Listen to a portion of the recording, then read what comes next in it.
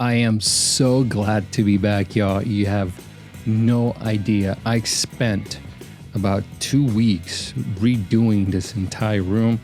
If you've been watching my videos before, then you know what the studio used to look like. And if it looks darker, that's because it is. I painted the walls gray, like a darker shade of gray, so it absorbs the light a little bit better while making everything else darker. White, it was just too bland. It was just too boring. But that's not what you're here for, because you are here because you have followed me on Twitter, or you have found me on TikTok, or you found me on Instagram, because right now The Walking Dead is the hot subject. And I went to the Corpus Christi Comic-Con. Corpus Christi is a city in South Texas where Ross Marquand, Kari Payton, Cooper Andrews, and Dan Fogler, they attended the con. Now, I was not able to get to talk to Dan, but I did get to talk to Ross, to Kari, and to Coop. Now, I just want to say something real quick. It's really crazy how, when The Walking Dead first started, I was so into the show, and I never thought that I would interview these people. I never thought that I would have even the chance to do it. So I'm a senior contributor at the Illuminati. When I get into these conventions now, I get to get a press pass, but that does not guarantee you an interview. Like the owner, the CEO of the Illuminati, he says, cons are like the wild, wild west. You never know who you're going to run into, and you never know the opportunity is going to present itself. So if you find an opportunity, you should try to grab it and run with it. And that's exactly what I did the day before. I ended up talking to all of their managers, asking for permission to come on the next day, which was Sunday, for an interview. And they all said yes. So I would like to thank all of their managers from those guys, because if it wasn't for you guys saying yes, and for the actors themselves saying yes, I want to be able to have gotten these interviews. So let's get to exactly what you were here for. Ross Marquand, aka Aaron, he talked to me about the upcoming season of The Walking Dead, season 11, the last 8 episodes. My gosh, such a long time to be on television. But hey, if anyone's gonna do it, if anyone's gonna help contribute to such a long run, is the fans of The Walking Dead. Without further ado, here is the interview I did with Ross Marquand. All right, I am here with Ross. What's up, brother? How you doing, man? Good to see you. Good to see you, man. Yeah, thanks for coming to Corpus Christi Comic-Con. It's the first time we've gotten such a wide variety of people here, man. But the people want to know, how does Aaron keep up with the great beard during the apocalypse? Lots of beard oil. I think he probably puts a combination of lavender and monkey grease that he finds on the ground. Is that kind of stuff readily available in the apocalypse? Yeah. It's just pools of oil on the ground, and then you just kind of rub it in there. Yeah. There's still some oil. Obviously, Daryl's allowed to do his motorcycle. he just borrowed from Daryl. There's got to be a little bit of that. Yeah. So, good. Yeah. So, out of all the comic characters, I'd say Aaron, Ezekiel, and Carol probably have the most drastic changes from their comic counterpart. Oh. Because Aaron eventually kind of transitions into a sort of a Rick-like character with the beard and the mace and everything like that.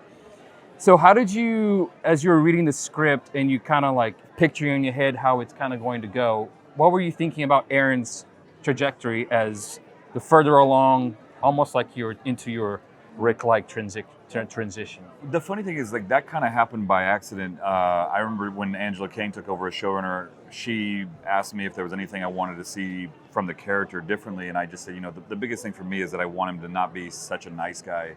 I think that's one of his greatest strengths, being diplomatic and being kind to people, but because that's how we first meet him anyway. Totally, but I think that he's so kind to everybody, and he literally gets beat up by every community he interacts with, because they're like, he's easy to pick on. And I just said, there's gonna be a point where he's got to snap. I mean, he's lost Eric, he's lost all these people that he cares about. Jesus, of course, at this yeah. point. Surely there's going to be a point where he just snaps. And she said, I love that idea, and let's also talk about something else I had in mind. I was like, okay, great. She said, we're thinking about cutting your arm off. And I said, okay. Well, that'll certainly make him a little bit darker, I would imagine. Sure. And I thought that was such a great physical representation of all the loss that he's had. And also losing a limb, of course, is very traumatic and for him. And I think it helps that character transition that I was begging for years. I think it's a little fan service too, right? Because a lot of people were not complaining, but like, hey, Rick never lost his arm. When is a character, an important character, is going to suffer a loss like that? Yeah. I think Aaron was a really good choice. Thank you, man. And the mace arm it's unwieldy, but it looks cool. So a question that I had off Twitter: if you could have any weapon as a choice for attachment instead of the mace, what would you pick? I'd want the most ridiculous attachment possible. I'd like an egg beater that I could just like come at people and just like mess up their nose or something. It wouldn't be very practical, but it would look freaking hilarious. I don't know how practical it would be. I was thinking like if you could maybe put some sort of like massage gun, because you know how they just go like super quick vibrations, and you can like put like a knife or something. Just like massage a zombie to death? Massage the zombies to death or something like that. That's a good idea. You know? If you get it going high enough, you could probably pierce their temple and probably do some brain damage. So that'd be great. That's not a bad idea. I think if you can get it powered, if you can get it powered, yeah. Now, what can we expect from the dynamics between Aaron and Gracie in these last 8 episodes? I think the biggest thing for Aaron's arc this whole season, which I love, is that he is obsessed to a point of like an unhealthy obsession with making sure that Alexandria stays afloat, and also making sure that the safety and sustainability of the next generation is ensured. So he sort of becomes a character by default. Totally. I mean, because after the Whisper War, Alexandria has been decimated. I mean, that is the only viable community, and it's in shambles. And he just feels like if we're going to have any fighting chance in the future, we have to make sure that we are a sustainable, thriving community. And make sure that there is a future. Exactly. Right. And most people were ready to just ditch Alexandria. And I think he, being the person that brought Rick and the gang in there in season 5, he said, no, absolutely not. Like, this is truly our best bet. We shouldn't give up the ship so easily. And that's why he fights so hard, to a point where I think it can kind of push Gracie away at points where she might want to stay in Commonwealth. And then he's kind of like, this is not the group especially you think it is. Especially for a little kid like that, totally. Seeing something totally different, having more chances to meet other kids their age. Ice cream. Are you kidding me? Yeah, who wouldn't want that? But I mean, I think for that child who's only known chaos, right. Yep. It must just be such a huge transition. So you understand why she would want to stay, but he's really saying, these people are not what they seem. We got to get the hell out of here. And I think that's going to be the really interesting dynamic for Aaron and Gracie in the last 8 episodes. Now, there's a very famous speech in the comics that happened at the Commonwealth. Do you know anything about that might be happening? I can't say anything about that, but I know what you're talking about. You know what I'm talking about? I do. Okay, you know who gives that speech, maybe? Can't really say. Now, describe your season 11 arc in 3 words. Oof. This is from Rachel on Twitter. Man, that's how to boil it down. Tough one. I mean, obsession. I think he's obsessed with safeguarding the future, protection, and community. I think his biggest thing is he wants to maintain the community that he had for so many years untouched in Alexandria before everything hit the fan in season 5 and 6. Because ironically, he's really the only Alexandrian left from those first few episodes. Like, everyone else has died. Everyone. Except for Scott. Scott has not died, but we haven't seen him in a while. So but everyone else has literally died. So it's like, or disappeared. Or disappeared, yeah. So it's kind of crazy, and I think he's still very obsessed with making sure that they have a safe community to come home to. This is also from Rachel. Okay. I thought this is pretty interesting. Have you and Angela ever discussed giving Aaron and Gracie a last name? Oh, that's a really good. So there's like a few characters on the show that don't have last names, but we should give them a last name. Right? What would you think would be a good last name? Can it be ridiculous, like Pewter Schmidt? Just some sort of just ridiculous. Jingleheimer, like Lilyhammer. I have a friend in town. His last name is Smithwick. Oh, that's a good one. Aaron Smithwick. Yeah, Smithwick. Yeah. That's a great. How about one. that? Yeah. That's for you, Jimmy. Aaron Smithwick. Okay. Yes, Nice. How has it been for you all since filming has ended? Since you already know everything that's kind of happened. When you guys are filming these things, you only kind of go off of what you have in front of you, right? You don't know how the rest of it is going to play out. So how do you deal with all of that? Yeah, it's sometimes tricky to plan ahead because oftentimes we're getting these scripts just a few days in advance. But I mean, it keeps us on our toes for sure.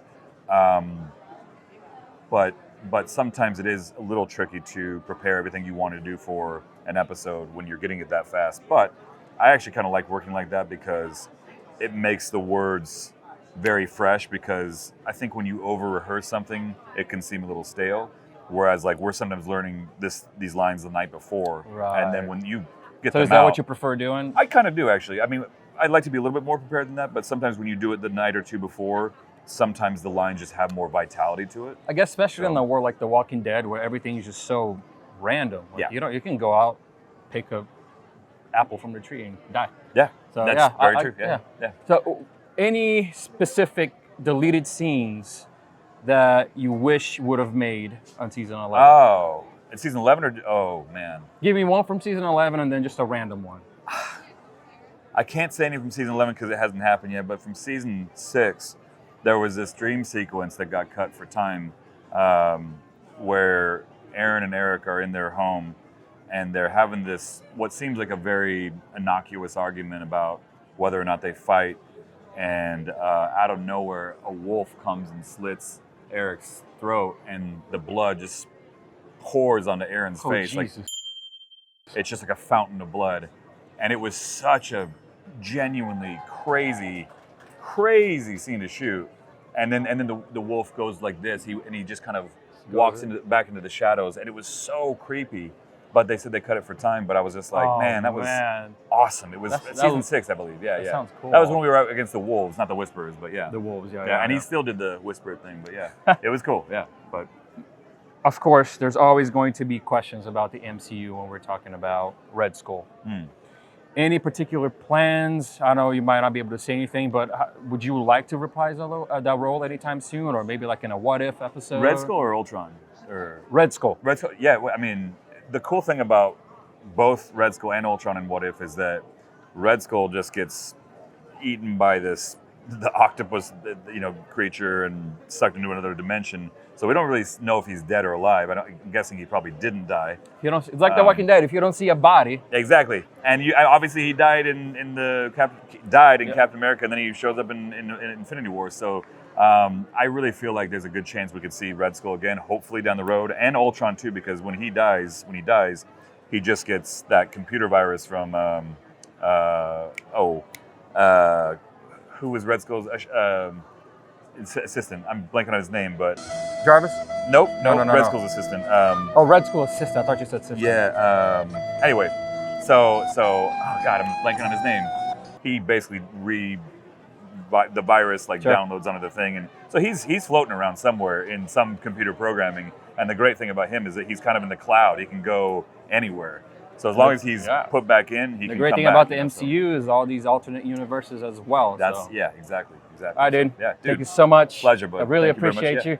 Thank you. Thank you guys for watching, and we'll see you on the next video. Sounds good. Bye, guys. If you enjoyed the interview with Ross, please click on the like button because it really helps get this video out to other people. And click on the subscribe button because it is free. So I just gave you that interview for free, but if you want to contribute a little bit more with the channel, you can click on join. And there you can get some exclusive perks that goes along with being a member of this channel. I want to give a quick shout out to the sponsor of today's video, which is Twisted Gorilla. If you guys like witty t-shirts and funny t-shirts, go ahead and go over there to Twisted Gorilla. You can use the code PTHEAT15 for 15% off, and you can get some awesome t-shirts, some sassy t-shirts. Down below, there'll be a video and a playlist that I want you guys to check out. The playlist is going to be my The Walking Dead playlist every single video that I've done on The Walking Dead is going to be on that playlist, including news and reactions and all sorts of stuff. And the video is going to be my latest video, whatever that is at the time that you're watching this. There's an interview with Kari Payton coming and an interview with Cooper Andrews. So don't go anywhere.